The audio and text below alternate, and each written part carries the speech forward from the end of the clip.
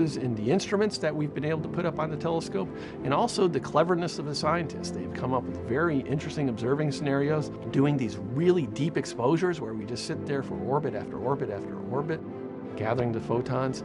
We've been able to push Hubble out very, very far. As Hubble looks out into these fields of galaxies, we sometimes see clusters of galaxies. These are galaxies that are held nearby each other by their mutual gravity.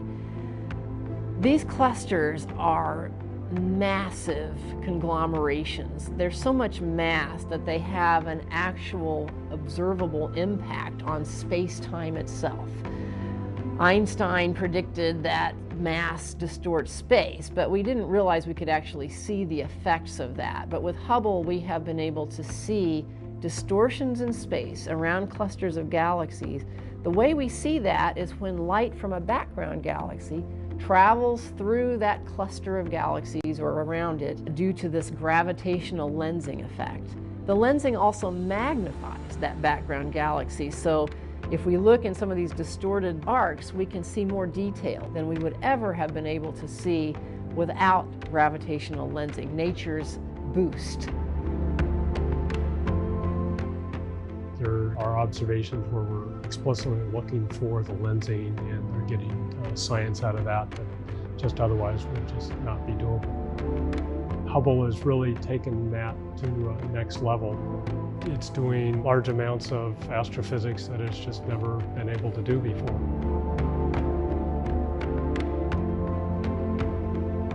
Some of what we're doing with Hubble is to prepare for the new James Webb Telescope, which we anticipate launching in 2021, which will be able to see farther into the infrared part of the electromagnetic spectrum. That enables us to see some galaxies that are difficult for Hubble to see because they're so far away that their light is traveling through us through expanding space and gets stretched out into redder wavelengths, often far into the infrared part of the spectrum, even sometimes beyond what Hubble is able to detect well. The Webb telescope will give us more information about some of those very distant galaxies. The James Webb Space Telescope is the follow-on telescope after the Great Hubble Telescope. It extends the discoveries of Hubble into the infrared spectrum region. We think that the first objects that grew out of the Big Bang material probably happened in about 100 million years after the start. And we think the Webb telescope can pick them up. They're rare, they're hard to find, but they should be there. The farthest we've been able to see with the Hubble telescope goes back about 800 million years after the expansion began. So we think we get much closer to the first objects with the Webb telescope. Hubble gives information that the Webb telescope cannot give about visible and ultraviolet emission from things in the universe. And when we have all that information coming in at the same time, it's like a banquet of scientific return. Now when we get the complete picture of every wavelength you can possibly see from ultraviolet to infrared, we hope to have the story of the growth of the first galaxies from the primordial material. So that will be a huge accomplishment that depends on both pieces of equipment, the Hubble telescope and the James Webb telescope working together. So astronomers are very excited about this probability that we'll have both the Hubble Space Telescope and the Webb telescope operating at the same time for quite a few years. That will give us an abundance of new understanding about the universe. And already right now with Hubble, we're doing preparatory observations for the Webb telescope. We're using Hubble to do things, for example, like surveying distant galaxies to find out which ones would be prime targets for the Webb telescope. In fact, scientists around the world are proposing observations with Hubble right now specifically to help us learn information that will be useful for making the best use of the Webb telescope as soon as it's launched and gets going in its science observations. I think the Hubble telescope has been the most productive science instrument ever built. In astronomy, there's what we knew before Hubble, and now there's what we know after Hubble. They're so different. Of course, Hubble has now had a life of 30 years, so it's had a long time to make this revolution happen. So it's not all at once. It's a gradual revolution, but it's still a huge revolution. technology has changed dramatically over the 30 years of life of the Hubble telescope. So you couldn't even have imagined when the Hubble was launched that we would have the wonderful cameras and spectrometers that we fly today. We figured out how to send astronauts, we trained the astronauts, we figured out what instruments could be put in, we figured out how to repair everything that went wrong on the Hubble, and it's still alive. It's today, 30 years after launch. And I am so thrilled to say that our people were able to do that. That's the operations team that makes this possible. It's a miracle as far as I'm concerned, because it didn't have to be that way, but they made it happen.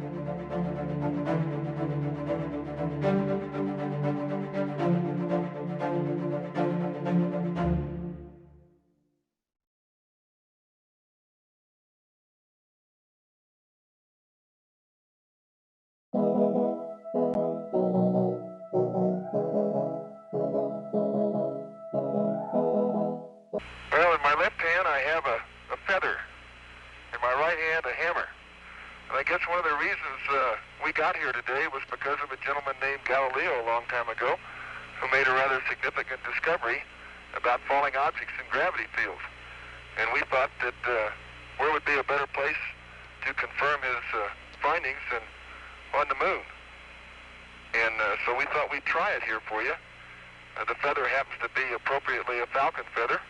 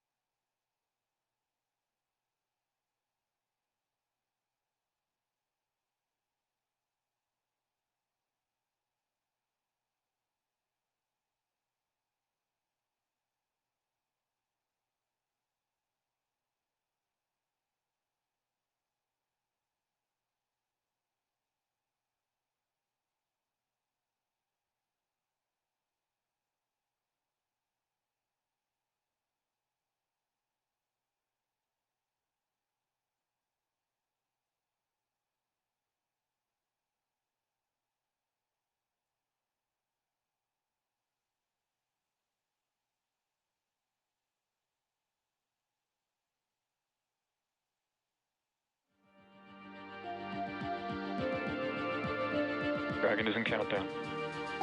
Falcon 9 is in startup.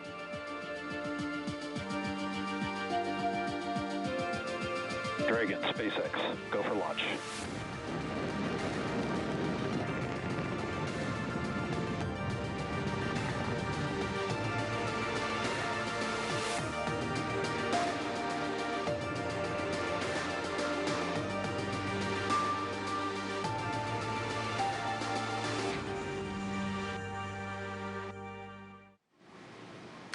We're about 24 minutes and counting from liftoff of this Falcon 9 rocket for NASA's and SpaceX's 25th commercial resupply services mission. The Dragon spacecraft you see there will fly more than 5,800 pounds of science, supplies, and food for the astronauts aboard the International Space Station. Good evening, and thank you for joining me for live launch coverage of CRS-25. I'm Megan Cruz. You just saw Falcon 9 and Dragon on Launch Complex 39A here right behind me at Kennedy Space Center. Fueling began about 10 minutes ago, and we have an instantaneous opportunity to launch at 8:44 p.m. Eastern Time. These resupply missions are important so NASA and its international partners can continue to conduct microgravity research aboard the space station. Over the last 21 years, thousands of experiments have led to scientific advancements right here on Earth. Today, more than 24 experiments, including some that will study Earth's climate, are packed away in Dragon awaiting launch. Let's go now to SpaceX headquarters in Hawthorne, California, where we have Shiva Bharadwaj to tell us more about this mission, which Shiva, NASA and SpaceX were initially targeting last month for launch. Thanks, Megan. It's great to be covering today's mission in partnership with NASA. And like you just said, we spent the last few weeks working through an issue on Dragon after teams discovered a small vapor leak. Since then, we've completed thorough inspections and replaced the components that could have been degraded by exposure to this vapor. And we've been working hand in hand with NASA throughout the process. And now we're ready to launch. This year also is the 10-year anniversary of Dragon becoming the first private spacecraft in history to visit the International Space Station, deliver cargo, and then return to Earth. 5 years ago was our first reflight of a Dragon on the CRS-11 mission, and since then we've made 31 flights to the space station with 14 reflights of Dragon. Today's mission adds to that tally and will mark SpaceX's 30th launch of 2022. It'll also mark our third Dragon flight this year, following the crewed launches of Axiom 1 and Crew 4 back in April. Now on screen is our Falcon 9 rocket and the Dragon spacecraft sitting at the very top. The capsule flying today is our first third flight of a new cargo Dragon, which previously supported the CRS-21 and 23 missions last year. Now this version of Dragon is certified for up to 5 flights, and it'll be joining the Crew 4 spacecraft, which is currently docked at the station. Moving down is our Falcon 9, our reusable 2-stage rocket. It's actually 2 rockets in one. That lower part is called the first stage, the upper the second stage. Today's Falcon 9 will be flying for its 5th time, and as that name suggests, Falcon 9 has 9 Merlin 1D engines at the bottom of the first stage. They are what accelerate the vehicle through the Earth's atmosphere and to those various orbits in space, and we've got a great photo of those 9 engines before we roll them out to the pad on Tuesday morning. We're going to be attempting to recover this first stage on our drone ship named A Shortfall of Gravitas, which is off the coast of Florida out in the Atlantic Ocean. Now, above the black inner stage of our first stage is the second stage. The stages separate about 2.5 minutes into the flight, and then that second stage ignites its Merlin vacuum engine to carry Dragon to the targeted orbit. A little later on in the show, we're going to talk about how Dragon navigates to the station after we separate from Falcon. But for now, I'm going to turn it back over to you, Megan. Sounds good, Shiva. Thank you. In addition to SpaceX, NASA teams both here in Florida and Houston are monitoring today's launch. You'll hear from Sandra Jones, who you see in there inside with Mission Control in Houston. But first, let's check in with Daryl Nail, who's monitoring the launch team here at Kennedy. Daryl. Yeah, thanks, Megan. Everything looking good so far here from Hangar AE at the Space Force side of things. You can see behind me the data and telemetry flow through this building. We're happy to be here and appreciate them having us here. Out to the rocket we go, and you can see it is twilight here on the eastern coast of Florida at historic Launch Complex 39A.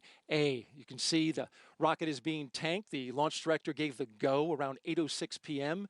for tanking to begin, and that RP-1 is now flowing into the first stage and the second stage, along with the liquid oxygen, which you can see along the rocket the center part of the first stage. You can kind of see the fill line where it's at the part that's chilling. We do have a small issue with the weather. We're currently 70% go, but the launch weather officer for the Space Force briefed SpaceX's launch team about this right here. And you can see this is some weather imagery that we have here. Storms are bubbling up really heavy along the center part of the state. You can see it's all pushing to the west, which is good because there's some easterly flow. However, the Space Force is able to monitor what's called an outflow boundary that is coming back to the east and is scheduled to be here at the launch site right around T0. So, as you can see from the graphic on your screen, they're holding the percentage go at 70%. Normally this time it would be a little bit higher, but they're going to hold it at 70%. The concerns are cumulus cloud rule and flight through precipitation. Winds are 15 to 20 miles per hour. Other than that, we're looking good to go. And let's head out to JSC in Houston and join Sandra for more. Good evening. I'm NASA's Sandra Jones here inside the International Space Station Flight Control Room at the Johnson Space Center in Houston, Texas. Mission Control Houston is the nerve center for space station operations, and our flight control team is on console and ready to support today's cargo launch. Leading the team in mission control during today's launch is NASA Flight Director Scott Stover. You see him there on your screen right there. And when Dragon arrives to the International Space Station on Saturday, it will dock to the station's forward port of the Harmony module. NASA astronauts Bob Hines and Jessica Watkins will be on tap to monitor that approach. Dragon is slated to spend about 1 month attached to the International Space Station before it returns to Earth with research and return cargo and splashes down off the coast of Florida. For now, everything continuing to look good on the station side for today's launch, so back over to you, Megan. Thinking about Sandra, and before that, Daryl. We are now about 17 minutes and counting from liftoff of CRS-25. Let's check out some of the science flying on this mission.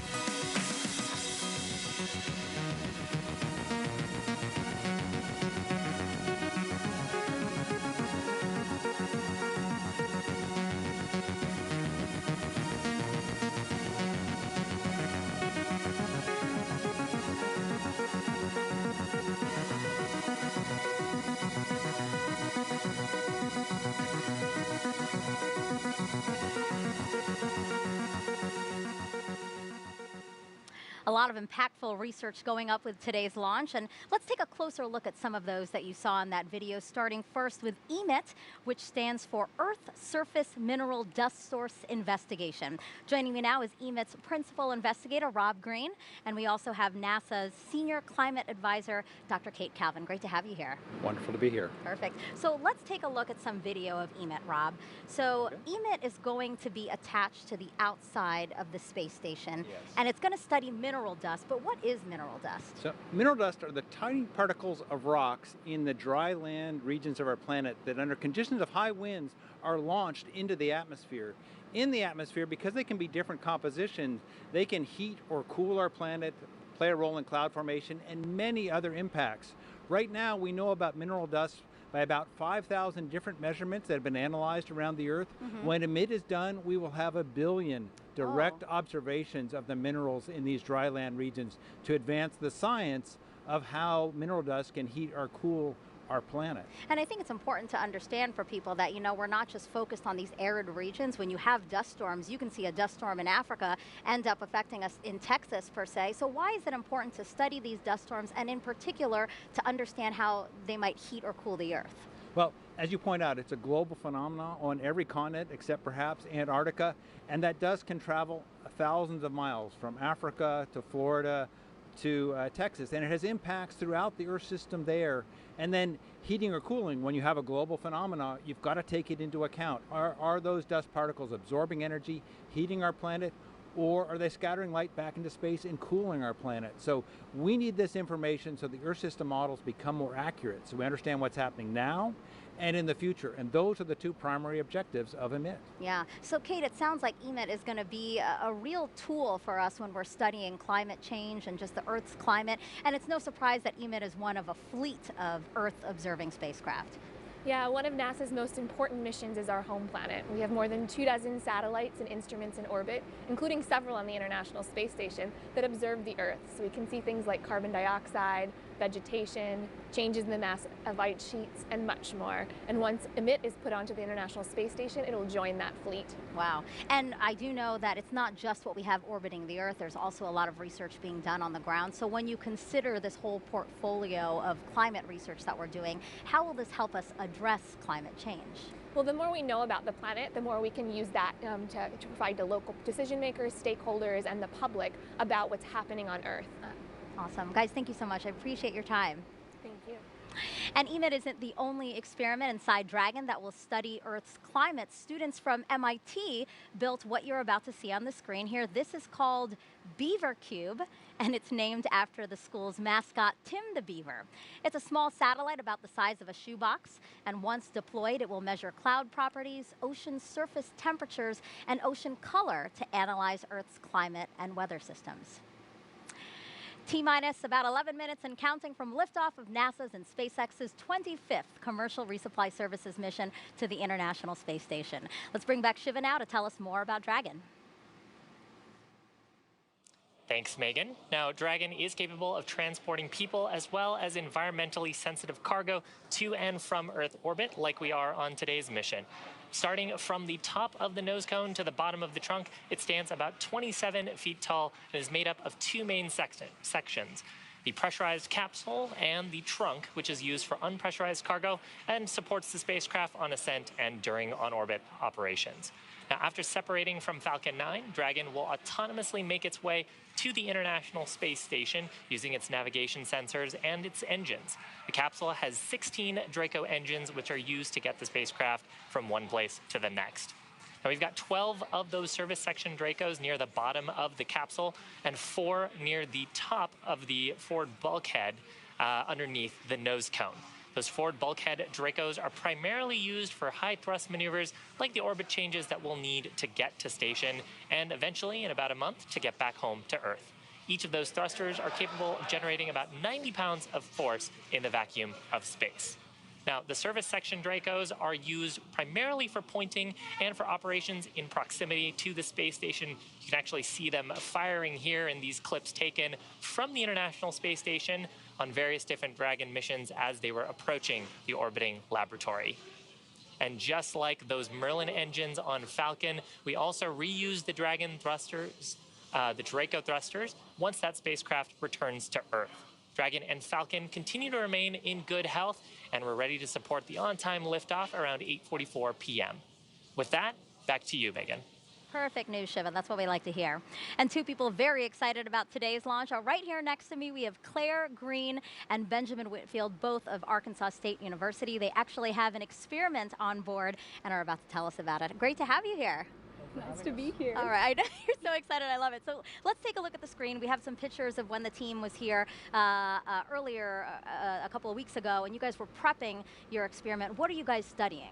So we are studying waxworm larvae and their unique ability to break down thin plastics, think plastic bags, into a non-pollutive byproduct. And we're very curious to see if they could still do this process in microgravity or aboard the space station. Yeah, so we know that this happens on Earth. Why do you want to see if this happens in microgravity? Well, the application of breaking down plastics is beneficial anywhere. It's a problem that we're learning how to deal with. So if we can learn how to deal with it on Earth and in the space station, then we can extrapolate that to other environments. Why are you guys interested to see how this will react in space? Is it because we as an organization, NASA, we are thinking about going farther than we've ever been before? That's exactly what it is we are proposing this as a long-term space travel waste management system, because plastic, it's lightweight, it's cost-effective, it's not going anywhere, and we don't want a pollution problem like we've had on Earth. Yeah, perfect. So I know that this is the first launch for both of you. Why don't we take a look around really quick? So there it is on the launch pad, Falcon 9 and Dragon. Inside Dragon is your experiment. How are you guys feeling? It is surreal. It feels like a dream, and it's about to be a dream come true, not just for myself and Claire, but for our whole team, for students at Stanford who also have an experiment going up, and for all the students who assisted us in our citizen science. Perfect. Guys, I cannot wait to see what you discover. Thank you so much for your time, and I hope you enjoyed the launch. Thank you so much. And we have another student experiment on board Dragon today. These guys are in college, but we have a high schooler here. You see Celine Coquelar. She won the annual Genes in Space research competition by designing a new method of detecting water contaminants. If successful, her work could be used to test water quality both in space and also remote parts of the Earth. Genes in Space is made possible through Boeing, a startup called Mini PCR that makes equipment for biology research, and the ISS National Lab. All right, we're just under 6 minutes till, oh no, 6:56. I am having a hard time, guys, but we're close to terminal count. So let's bring back Shiva live from SpaceX headquarters in Hawthorne, California, and Daryl here on Florida's Space Coast to walk us through the final moments of the countdown. Guys, take it away. Thanks, Megan. Now, the SpaceX team is not working any significant issues with both Falcon or Dragon at the moment. And the weather, I hope, is continuing to trend well. Like Daryl had mentioned earlier, we're keeping an eye on some clouds and potential precipitation. And we're going to keep our ear out to the loops to make sure we remain go for launch. The range does remain go for launch at this time.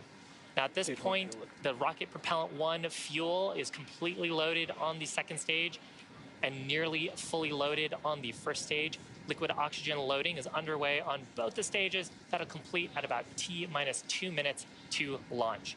At this point, we're also loading helium gas into both the stages. Falcon 9 uses that helium as a pressurant to backfill the propellant tanks as we consume that liquid oxygen and RP-1 by the Merlin engines during ascent. Helium load began before the broadcast went live, and it'll continue to top up until about a minute and a half before the launch. To make sure engine startup goes well, SpaceX performs an engine chill. This happened, will happen, has happened at T-minus 7 minutes. Flowed a small amount of the super chilled LOX into the Merlin engine's turbo pumps. And this is done to avoid a thermal shock to the system when that flow of super chilled liquid oxygen hits the prop system. Now, Dragon began its startup sequence at T-minus 35 minutes when it coordinated timing with the Falcon 9. Dragon now currently undergoing vehicle health checks with the next big step just before liftoff when the cargo spacecraft transitions to internal battery power. Dragon is in terminal count. And we just heard that call out for Dragon being in terminal count. And the strong back retract, that's perfect timing. That large truss structure next to the vehicle is called the transporter erector or the strong back. And as was called out on the loops, it pulls away from the vehicle in preparation for liftoff. we'll see those clamp arms around the body of the second stage start to retract. And then shortly after that, the whole structure will pull away from Falcon 9. Now, in these last few minutes, Falcon 9 is performing a set of final health checks on its primary communications, avionics, and propulsion systems in preparation for liftoff just about 4 minutes away from now. We're also going to continue to hear callouts throughout, but the engines are sufficiently chilled in as we get closer to liftoff. And on our screen right there, you can see those clamp arms beginning to open around the second stage in between some of that cooling of the Florida air around the second stage. And shortly after, we'll see the white truss structure on the right-hand side of the vehicle begin to pull away from Falcon 9.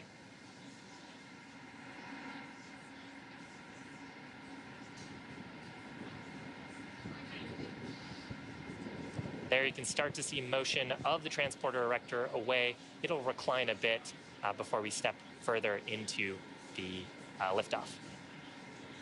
And coming up in just about a minute, Shiva, checkouts of the second stage thrust vector control actuators. They are underway. This is often referred to as the engine wiggle test. This is when SpaceX moves the thrust nozzles slightly to make sure that the guidance hardware is go for flight. Again, that was a great view of the transporter erector tilting back. SpaceX does the exact same checkouts of the first stage engines, and that happens just seconds before ignition.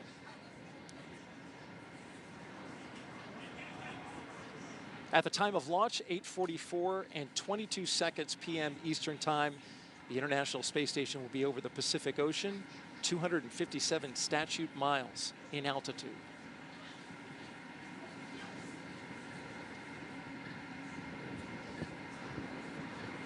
Now, we actually heard just about 30 seconds ago that liquid oxygen loading is complete on the first stage. And coming up here, just under 20 seconds, we'll hear a similar call out on the second stage. That will wrap up propellant loading on Falcon 9 in preparation for launch. At this point, Dragon is performing its final health checks to make sure we're ready to go for rendezvous with the space station about 38 hours from now. And I love the shot of the pad. You can see the clouds forming around Falcon 9 from that cooling. There's a call out there for LOX load complete. You can hear or see the water vapor condensing and forming clouds around Falcon 9. Yeah, you sure can. And just a few minutes left in twilight. A little bit of illumination makes it nice. At T-minus 1 minute, Dragon will transition to internal power. Falcon 9 computers will enter startup mode and begin final pre-launch checks, guiding the rocket through the last seconds before liftoff.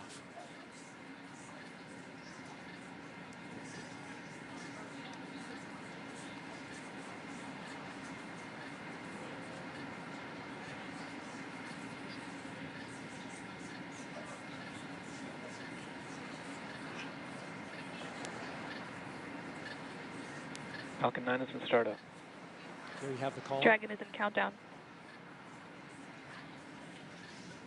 Both stages are now pressurizing for launch. LD is go for Falcon 9, Sierra's 25 launch. So range is go, weather is go.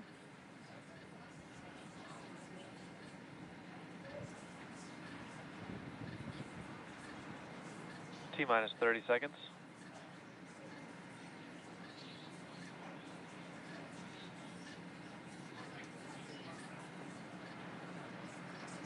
It's a beautiful time of day to watch this launch if you're out on the beach. T-minus 15. And here we go. 10, 9, 8, 7, 6, 5, 4, 3, 2, 1. Engine ignition. And liftoff. Liftoff of SpaceX's Falcon 9 rocket, launching Dragon on the 25th mission to resupply the International Space Station with cool science and a new advanced instrument to more effectively study our planet's climate.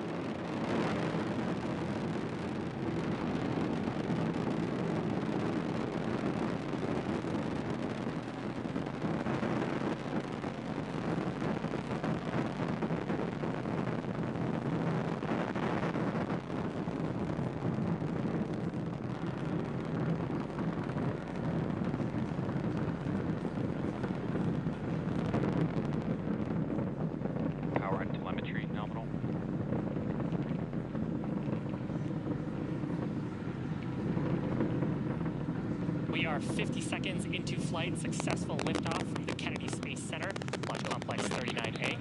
Falcon 9 is heading towards its next major milestone. That's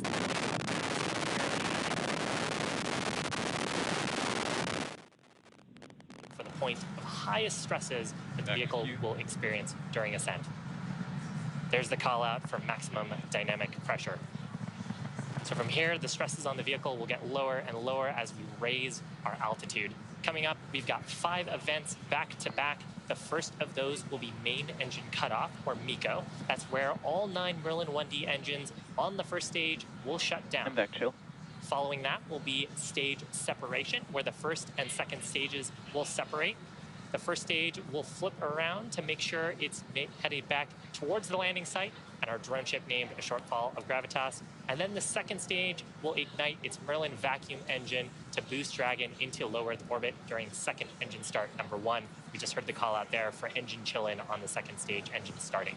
The last event is the boost back burn on the first stage. That's to reduce the velocity of that vehicle as we prepare for atmospheric entry.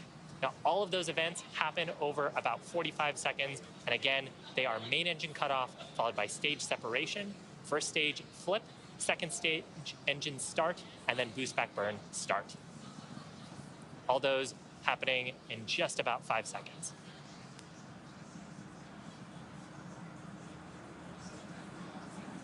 MECO. Stage separation confirmed. Fantastic sight. And back startup. So the first 3 of those events are complete. And now the boost back burn is underway. The shot on our screen right now is of the Merlin vacuum engine on the second stage. And as this view toggles, you may catch the first stage. It is firing its Merlin 1D engines that burn on the first stage, lasting about 30 seconds. And you can see the plume on the first stage on the left-hand side of your screen as we're doing the boost back burn. Stage 1 boost back shutdown. Successful shutdown of the first stage Merlin engines for the boost back burn. Second stage engine continuing to burn. That'll continue to burn until about the T+8 minute and 40-second mark into the mission. Now, if you're just joining us, welcome to our 25th commercial resupply mission to the International Space Station for our customer NASA. You're watching our 30th mission of 2022 and the 3rd Dragon flight to the International Space Station this year.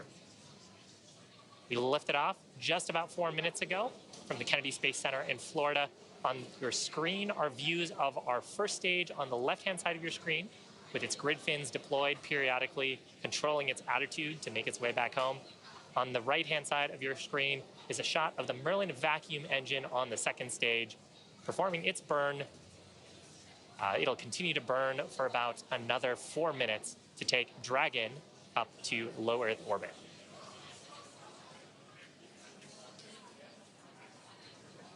Now, speaking of the entry sequence on the first stage, to make its way back to that drone ship, it's going to have to execute 2 more burns.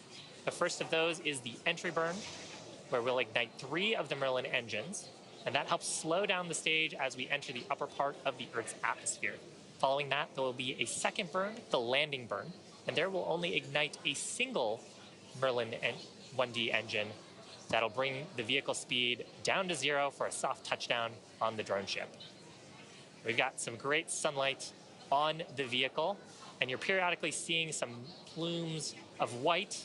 That's actually from our nitrogen gas thrusters that are helping to keep the first stage oriented, engines down, as we are in the vacuum of space at the moment. But once we get through that entry burn, the grid fins, which are deployed, you can see 2 of them on your screen, will then take over control as we start to get atmospheric authority. And then the first stage will only use those grid fins to steer back towards our drone ship. So entry burn expected to start about 10 seconds for now. One FTS is saved. Just taking a quick look in, stage 2 engine performance, about nominal. Continuing to burn. We've got about 3 more minutes for that burn. Entry burn startup.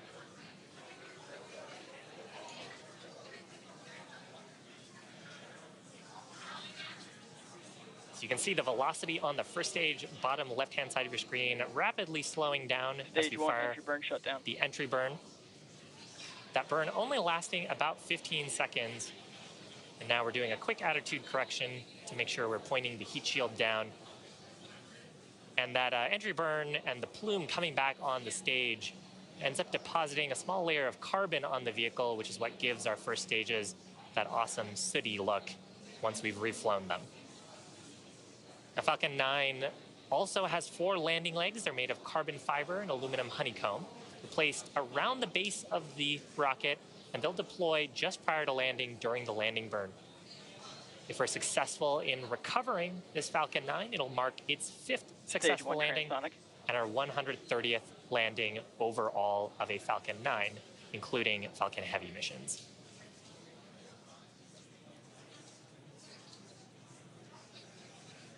So landing burn coming up shortly.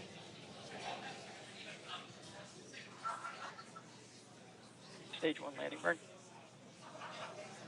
Keep an eye out on the speed on the left-hand side of your screen. That's the velocity of the first stage. We're going to see that come all the way down to 0. On the right-hand side of your screen is our drone ship. And also keep an eye out on the left-hand side of your screen for landing leg deploy.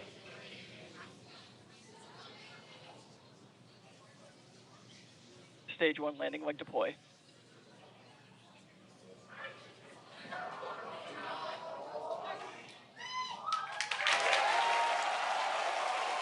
People real excited behind me. Right in the middle, 5th landing for this Falcon 9, 130th landing overall for an orbital class rocket. Beautiful sight to see. Now coming up next is second engine cutoff number 1, or SECO 1. We'll expect the Merlin vacuum engine to stop firing just about 30 seconds from now. It's carrying the Dragon spacecraft to its drop-off orbit around our planet. After we complete second engine cutoff number 1, we'll do a quick check to make sure that the burn performance is as expected. Stage 2 FTS. We're in the targeted orbit. We usually hear that called out as a nominal orbital insertion or a good orbit call out on the loops.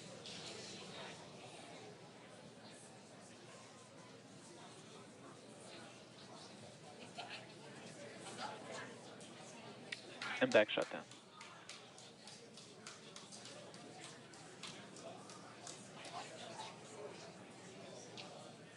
So you heard a call out on the loops there for shutdown of the Merlin vacuum. There's nominal orbital insertion. So that means that the ground teams have assessed the orbit and stage 2 is right where we want it to be. And of course, that also means that Dragon is right where we want it to be since it's been riding on the the second stage this whole time. Now, if you're just joining us, we're about T+9 minutes, 20 seconds into the mission. On to the screen next to me is a view of the Merlin vacuum engine with Earth behind it on the second stage. Now, the second stage has one major task remaining, that is commanding separation of the Dragon spacecraft just a few minutes from now. And we're hoping to have video of separation from the top of the second stage. We actually got a quick glimpse of it before, but we've got a camera that looks up into the trunk of Dragon and gives us a little peek at some of the cargo that we're taking in that unpressurized section. You can see the EMIT payload there on the left-hand side of the screen. Now, the CRS-25 capsule will be joining the Crew 4 vehicle, Capsule Freedom, which is currently on orbit. So we'll be back to dual Dragons docked at the International Space Station. CRS-25 will be headed to the Forward Harmony port on Node 2. And we're expecting it to arrive on the 16th around 11:20 a.m. Eastern Time. There, it'll spend about 1 month attached at the International Space Station. Now, as for the cargo, today we are delivering more than 5,800 pounds of science, research, crew supplies, as well as vehicle hardware to the orbiting lab and its crew. And amazing, more views inside the trunk. Now, at this point, the second stage is performing its final checks to ensure that we're not imparting any unnecessary momentum or spin to the Dragon spacecraft. Once those calculations are complete, Dragon and the second stage will command separation. And shortly following separation, Dragon will conduct a series of health checks on its thrusters, its cabin thermal and solar systems, its navigation systems, in preparation for the upcoming 38-hour mission to the space station.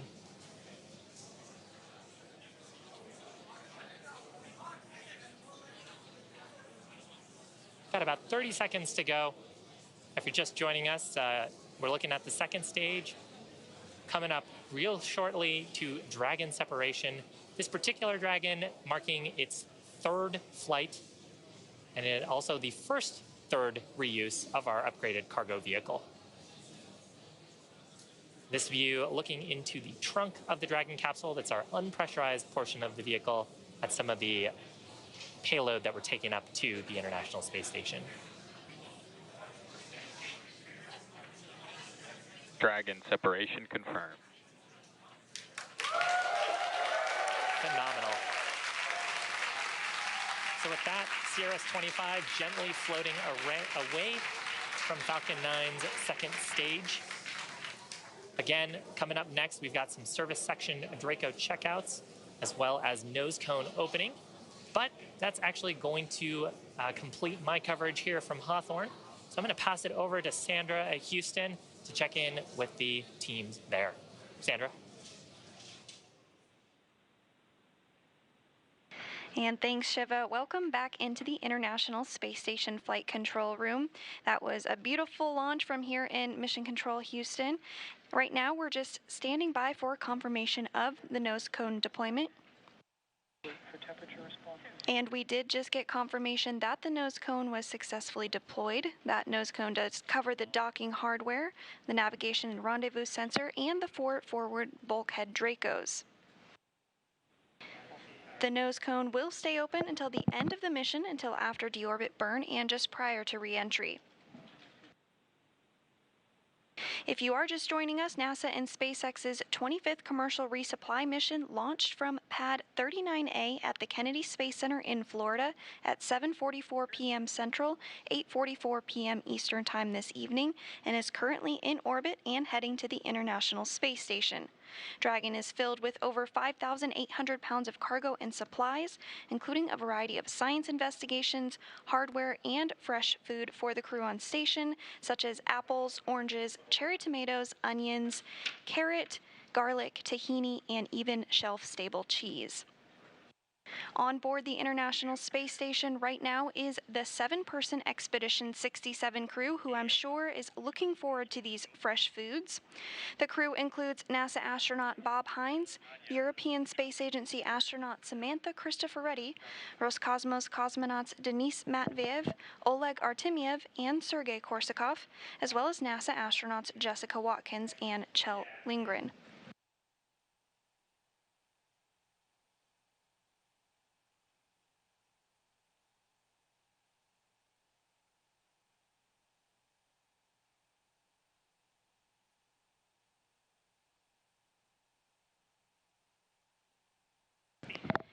And we're just continuing to stand by on that nose cone deployment checkout.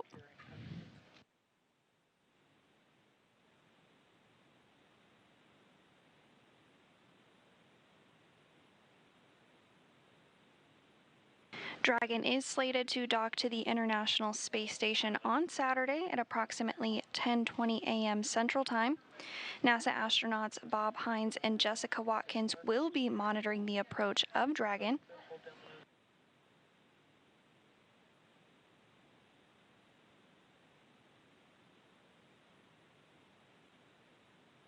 Earlier this week, NASA astronaut Bob Hines and Jessica Watkins spent some time reviewing procedures on a computer ahead of Dragon's automated rendezvous and docking. And the 2 flight engineers were also joined by NASA astronaut Kjell Lindgren, who helped stage cargo that will be returned inside Dragon at the end of its month-long mission at the orbital lab.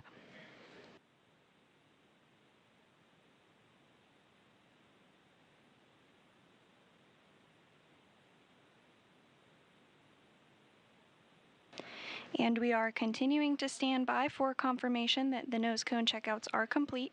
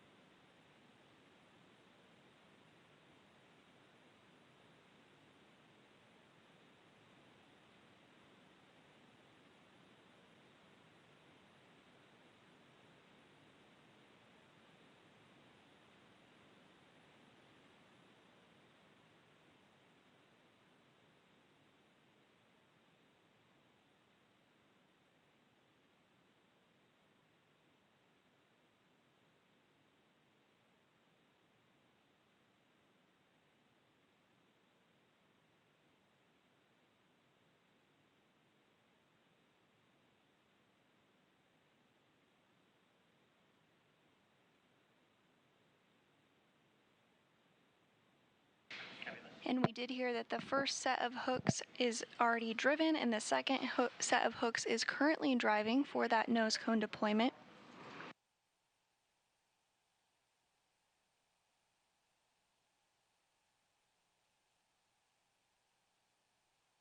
All hooks are now open.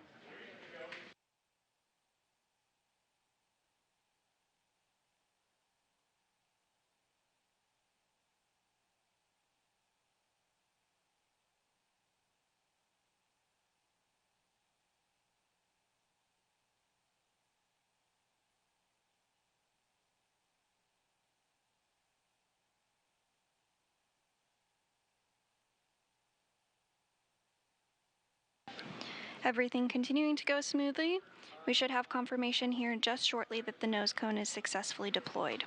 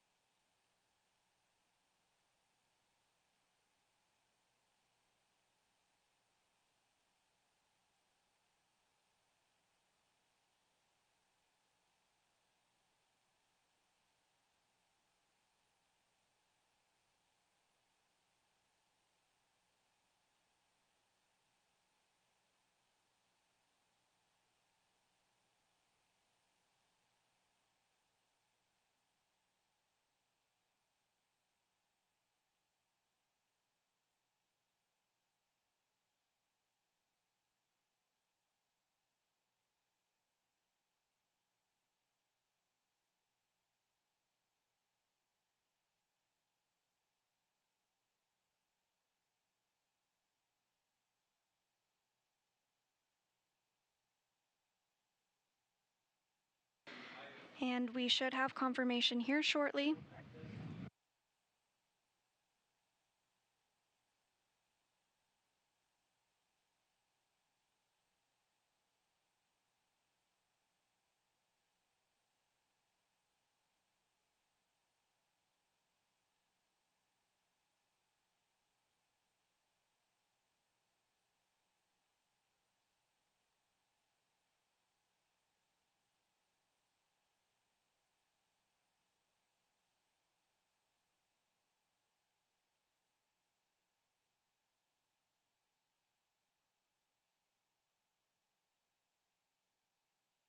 And again, this nose cone does cover the docking hardware as well as the navigation and rendezvous sensors and the 4 forward bulkhead Dracos.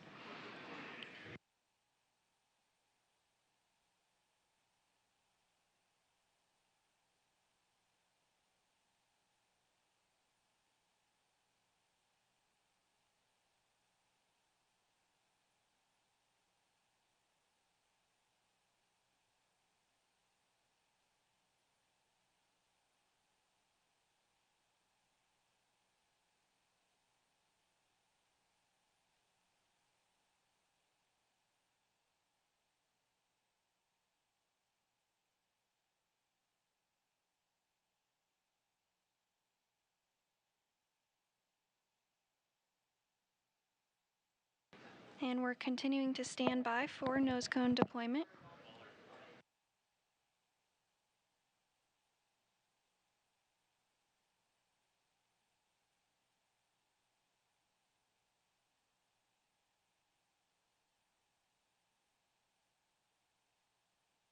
And we did just hear confirmation that nose cone deployment is complete.